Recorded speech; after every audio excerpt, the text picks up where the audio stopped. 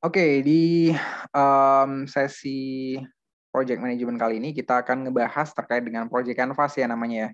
Jadi project canvas ini sudah pernah sebenarnya kita bahas dulu pas waktu di awal banget pengenalan dari project management gitu. Nah, yang mungkin jadi pertanyaan dulu sebelumnya adalah kenapa project canvas ini kita perlu pelajarin gitu ya. Nah, nanti akan saya jabarkan beberapa alasannya kenapa project canvas ini perlu kita buat gitu. Dan kalau misalnya kita ngelihat yang kayak kemarin ya, saya juga pernah udah ngasih gambaran terkait dengan perbandingan nih antara traditional project management dengan modern ya, atau mungkin yang cutting edge yang sekarang itu kayak gimana gitu ya di project management gitu. Jadi sekarang dikenal banget dengan istilah agile gitu ya.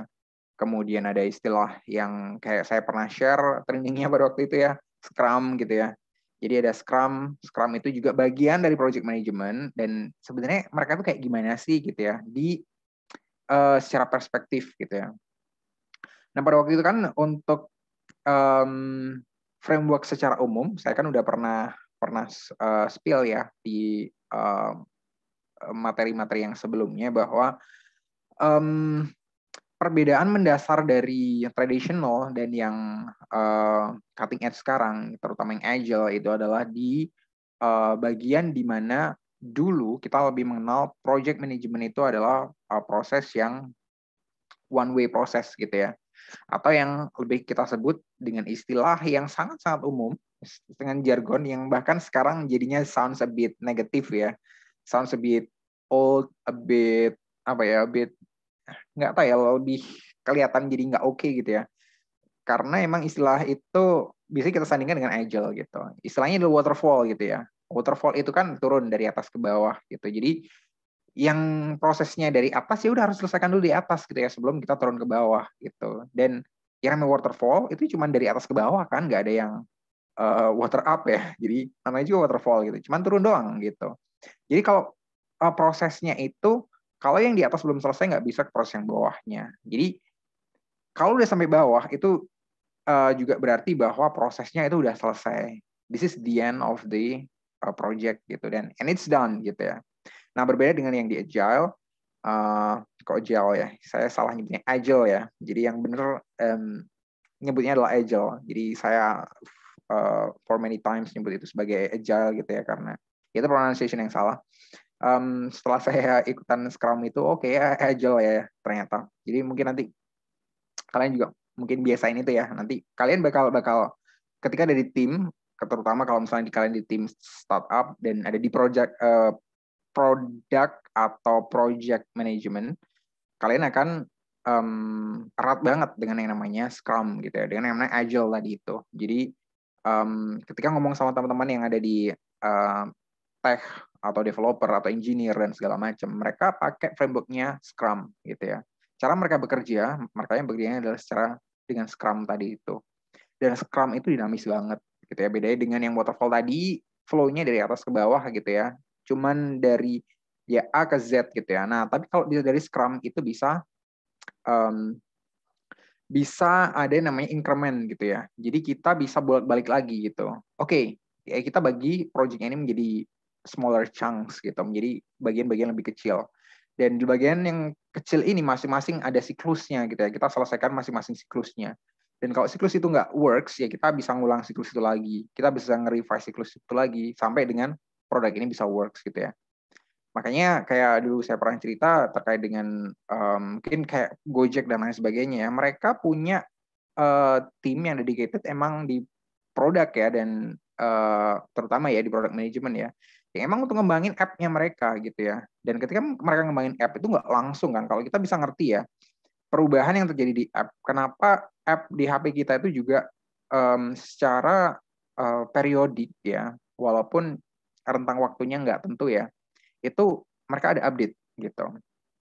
Itu yang cukup berbeda ya. Kalau kalian mungkin sempat ngikutin masa di mana internet itu enggak sih ya berarti kalian. Jadi masa di mana internet itu enggak sekencang saat ini gitu ya. Yang namanya update software itu enggak bisa dilakukan secara otomatis gitu ya. Jadi kalau kita misalnya itu di PC ya, kalau di HP enggak. Jadi kalau misalnya kita mau ngupdate, kita harus download update-annya Jadi kita baru install update-annya gitu ya. Nah, kalau zaman sekarang even software PCs gitu ya.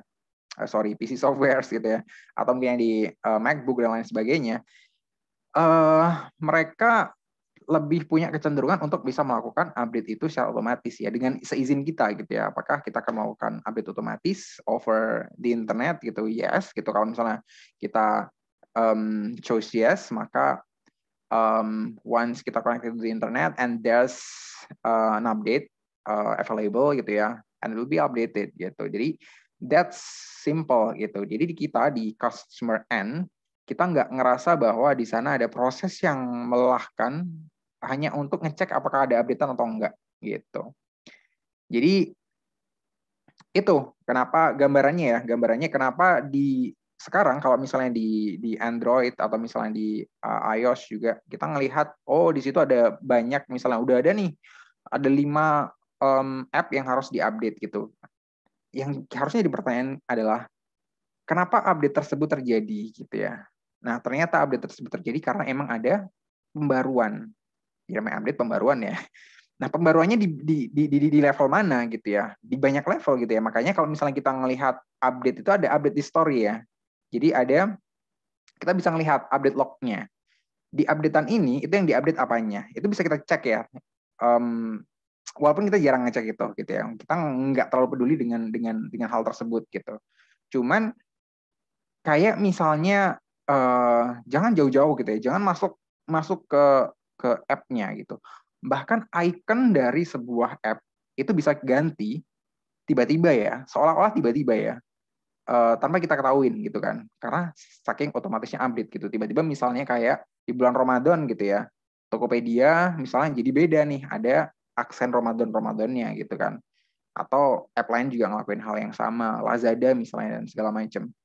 Nah, updatean itu terjadi karena memang dari softwarenya sendiri, dari developernya emang melakukan update, dan update tersebut itu ya dilakukan walaupun simpel ya, walaupun cuma simpel ganti icon, ya udah ganti icon doang gitu ya.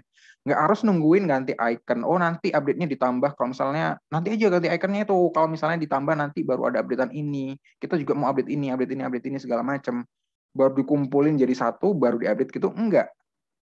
Mungkin update-annya tahunan gitu ya, setahun sekali gitu. Enggak, bukan itu yang kita lihat di software gitu ya. Yang terjadi adalah sedikit diupdate. Ada bug ya, ada something yang is not right, something yang wrong, something yang nggak work di sebuah feature gitu, di sebuah app, harus diperbaikin, ya udah nanti di update berikutnya langsung ya terjadi gitu. Atau mungkin ada fitur baru yang mau ditambahkan gitu ya. Sekedar satu fitur misalnya, yang kita nggak ngerti ya, yang kita nggak ngerti seberapa satu fitur itu sebenarnya sekompleks apa dikembangkan di dalam sebuah product management gitu kan. Banyak research dan lain sebagainya. Tapi kita ngertinya adalah, ada fitur baru nih kayak gini gitu ya. Layout-nya baru nih sekarang gitu ya. UI-nya baru nih sekarang gitu ya. Warnanya sekarang jadi kayak gini dan lain sebagainya. Nah, itu yang kita ngerti dari consumer end gitu ya. Jadi bahwa itu terlihat simpel di kita, ternyata memang di apa ya, di brandnya sana, di penyedianya sana memang dilakukan update tersebut secara berkala dan dari smaller chunks ya, dari hal yang kecil diupdate. Jadi nggak nunggu gede. Itu yang kita pahamin sebagai Scrum ya. Jadi nanti Scrum itu kayak gimana lebih detailnya, nanti akan ada sesi tersendiri untuk membahas terkait dengan Scrum. Nah, di sini sebenarnya terbagi ya, Project Canvas itu menjadi di beberapa bagian yang sebenarnya mirip kayak misalnya kita ngelihat bisnis model Canvas, value proposition Canvas, dan lain sebagainya, yang bagi-baginya itu ya per blok-blok kayak gini gitu ya. Harapannya sih apa sih goal-nya dari kita ngebuat Project Canvas gitu ya. Goal-nya adalah sebenarnya kita bisa ngebuat konsep kita, project kita itu one pager gitu ya. Jadi cuman satu halaman doang gitu ya. Jadi jangan ngebuat project Canvas ini berhalaman-halaman ya, panjang ke bawah gitu, jangan gitu ya. Jangan ngebuat kayak gitu justru. Harusnya kita bisa ngelihat semua bagian ini cukup dalam satu kali pandangan gitu ya. Jadi di sini kan enak ya kalau misalnya kita ngelihat ada foundation nih di situ, ada purpose ya. Foundation itu ada purpose, ada investment dari sini ya. Yang agak uniknya adalah di Project Canvas dia itu ke bawah di sini ya, foundation yang masuk di bagian foundation. Ada purpose, ada investment, dan ada benefits gitu. Jadi purpose itu apa? Ya kenapa kita ngelakuin project itu. Investment itu ya bakal habis duit berapa. Kemudian benefit itu impact-nya kayak gimana sih yang bisa dihasilkan dari project ini nanti gitu ya. Impact di sini tentu nggak harus melulu terkait dengan keuangan gitu ya. Bisa jadi kita nggak dapat keuntungan dari situ, tapi projectnya misalnya project kemanusiaan gitu ya. Ya maka di sini adalah benefitnya apa gitu. Kita bisa ngebantu banyak orang atau gimana gitu, atau kita bisa reserve lingkungan dan lain sebagainya. Itu ada di benefit ini. Kemudian yang berikutnya adalah people. People itu adalah sponsorship. Nah, siapa nih yang ngesponsorin kita ya? Yang jadi sponsor. Sponsor kan kita udah bahas ya kemarinnya di apa namanya, di stakeholder, kemudian resources-nya kita, siapa aja yang bakal jadi timnya kita di sini, resources. Ini resources in terms of people ya, jadi bukan resources dalam hal yang lain. Dan kemudian di sini ada stakeholders, jadi stakeholders-nya ini siapa aja, baik yang nanti bakal benefit, atau mungkin terimpact dari project yang kita buat gitu. Misalnya kalau tadi, ada orang yang kita bantu gitu ya, kemanusiaan gitu, kita penyaluran air bersih dan lain sebagainya. Makanya di sini orang-orang yang bakal menerima impact tersebut. Dan yang berikutnya adalah creation ya. Creation di sini adalah deliverables-nya apa aja. Apa nanti yang dapat kita produce gitu ya. Yang actually secara physically biasanya itu kita produce, atau kita build, atau kita bangun, atau kita deliver, atau kita kasih ke mereka. Kalau deliverables-nya ini tadi berupa kayak misalnya water ya gitu ya, clean water, ya berarti clean water gitu ya. Atau mungkin the fasilitasnya gitu ya. Jadi facility-nya kayak misalnya di situ ada pompa air, ada pipa-pipa, pemipaan dan lain sebagainya, yaitu adalah deliverables gitu. Yang lebih kelihatan gitu ya. Tapi kalau yang benefit ini lebih ke impact-nya. Impact-nya adalah dengan adanya fasilitas tadi, orang itu bisa menikmati air bersih gitu. Kemudian creation-nya plan-nya. Plan-nya itu how and when will the work be carried out gitu ya. Jadi kapan dan gimana sebenarnya kerjanya bakal dilakuin. Dan change ini terkait dengan resiko ya, resiko dan gimana cara kita engage dengan stakeholders gitu. Artinya di apa namanya, project management dengan framework yang agile itu, maka change ini lebih besar kemungkinannya untuk diakomodir ya, untuk bisa terjadi dan diakomodir gitu. Itulah bedanya dengan yang waterfall tadi gitu ya. Waterfall itu udah strict dari atas ke bawah. Kalau dari atas rigid dari A harus ke B, C, D, E gitu ya. Planningnya A, B, C, D, E. Maka kemungkinan memang kita harus ngerjain A, B, C, D, E. Nah beda dengan kalau misalnya kecil-kecil ya. Di siklus yang kecil-kecil kita ngelakuinnya. Maka di setiap siklusnya tadi kemungkinan bisa kita perubahan gitu ya. Atau siklus berikutnya nggak perlu kita lakukan. Bisa juga. Gitu. Itu yang di Agile ya. Cuman kita belum masuk di Agile and Scrum. Itu cuman jadi gambaran doang sih. Nah ini slide yang terakhir ya. Slide yang kedua kan cuma 2 slide aja. Jadi kenapa kita pakai ini? Karena ini ya simple tadi ya, simple dan desain buat semuanya sih sebenarnya. Jadi ya buat semuanya ini artinya buat semua orang ya, biar ngerti ya. Jadi kayak BMC sebenarnya. BMC itu kenapa jadi nge-hype, jadi penting banget gitu ya. Sebenarnya apakah BMC itu sebenarnya secara konsep nggak pernah dilakukan sebelumnya? Ya dilakukan gitu ya. Yang orang-orang strategic manajemen lakukan adalah yang ada di BMC itu. Cuman bedanya adalah sekarang ide-idenya tadi itu dituangkan di satu halaman gitu ya, di satu kanvas tadi itu. Jadinya itu lebih gampang, lebih visual buat orang ngelihat konsepnya kayak gimana gitu ya. Jadi untuk menilai sebuah konsep itu cuman dari kanvasnya tadi itu aja. Kemudian ini juga bisa diaplikasikan untuk project apapun gitu ya. Nah, walaupun projectnya tradisional, which is kalau menurut saya secara personal enggak ya, kecil kemungkinannya untuk dilakukan di tradisional, karena tradisional nggak segampang itu ya, maksudnya nggak sefleksibel itu juga gitu ya, dan nggak ya pretty much nggak sesimpel itulah gitu. Jadi nggak menurut saya kecil kemungkinan untuk dipakai di tradisional ya, yang waterfall tadi. Nampaknya lebih ke agile sih yang bisa dipakai. Kemudian mereka berfokus ke value and benefit, kemudian fast delivery juga ya fokusnya gitu. Jadi emang nanti yang harus dianalisis adalah hubungan antara blok-blok yang ada di kanvas tadi, yaitu hubungannya nyambung nggak gitu. Nah itu lebih bisa dilihat daripada kita membuat proposal yang panjang gitu, planning yang panjang. Kemudian, nah ini ya, maksudnya yang tadi saya jelasin adalah every project has a purpose and aligns with the strategy gitu. Jadi ini kalau misalnya kita mau dan harus sebenarnya untuk bisa selalu align dengan strategi dari brand atau perusahaan kita. Dan fokus ke implementasinya karena tadi di sana juga ada plan. Kemudian expand the horizon gitu ya. Jadi lebih ngelihat dari pre-project sampai dengan benefit nanti itu kayak gimana sih yang kita targetkan. Jadi kelihatan kan dari awal banget ya resources-nya itu kayak gimana, sampai dengan benefit-nya itu kayak gimana, itu kelihatan. Makanya di sini disebutnya horizon-nya itu jadi luas banget. Dan yang terakhir adalah it fast and flexible ya. Jadi allowing changes. Nah itu so agile sebenarnya. Jadi itu nggak terlalu traditional allowing changes ini. Jadi changes ini rada strictly prohibited ya kalau misalnya di traditional gitu. Jadi susah untuk gampang melakukan change karena emang prosesnya udah rigid dari A sampai E misalnya itu tadi. Itu kira-kira yang terkait dengan kanvas ini dan saya ini cuman tugas tipis-tipis ya. Jadi ini nggak ada hubungannya dengan project dulu. Ini lebih hubungannya dengan Miro ya. Dengan Miro. Jadi Miro kan udah pernah saya sebut nih dulu ya. Jadi Miro itu gimana cara pakainya, cara buatnya. Every apps itu nggak akan bisa dipakai ya kalau kita cuma ngelihat doang cara makainya tanpa kita pakai benar-benar pakai gitu. Nah makanya kalian harus pakai gitu. Itu bakal dipakai ya nanti di tempat kerja bakal dipakai, yakin deh. Nah Miro ini ada yang free ya. Jadi yang free nanti kalian langsung coba buat ya project canvas tadi itu ya. Jadi kanvasnya doang, nggak perlu isiannya gitu. Isiannya masih nanti karena kita emang belum bahas isiannya ya.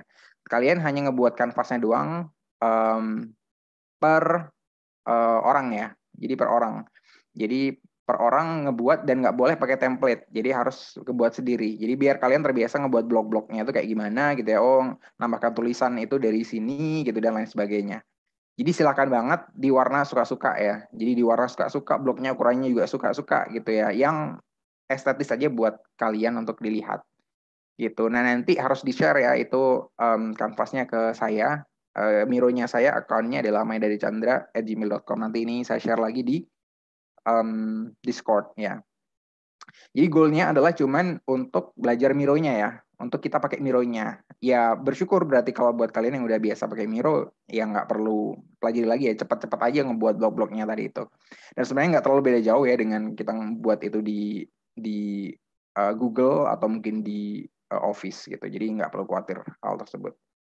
Oke, itu aja tugasnya untuk minggu depan ya. Jadi ngebiasain pakai Miro itu aja. Itu aja dari saya untuk yang Project Canvas kali ini. Jadi semoga cukup ini ya, jadi awalan pembuka. Karena di tengah semester yang kedua ini, sampai dengan nanti UAS, kita lebih fokusnya belajar ke yang Agile ya, ke Scrum, daripada yang ke Waterfall gitu. Karena itu juga bakal banyak kalian pakai ya, konsep-konsep Scrum, konsep-konsep Agile itu kayak gimana. Gitu, sehingga nanti jadi bekal kalian lah insya Allah. Oke, gitu aja ya dari saya. Nggak ada pertanyaan? Nggak ada ya, udah lewat 4 menit nih dari waktu tadi ya. Sorry tadi karena ada pemutusan jaringan internet ya. Nggak tahu sih kenapa gangguan aja. Oke, thank you semuanya yang udah hadir gitu ya. Nanti yang mungkin masih banyak skip bisa di revise ya. Nanti saya unggah di YouTube. Bisa di revise di sana, di recordingnya. Oke, jadi nanti kalau misalnya ada yang masih ketinggalan presensi, ntar saya cek dulu, saya extend kemungkinan ya, kalau masih ada yang ketinggalan. Thank you semuanya, sampai ketemu nanti di pertemuan minggu depan, dan jangan lupa tugasnya tadi ya, dikerjain. Itu aja dari saya, mohon maaf kalau ada salah-salah. Wassalamualaikum warahmatullahi wabarakatuh.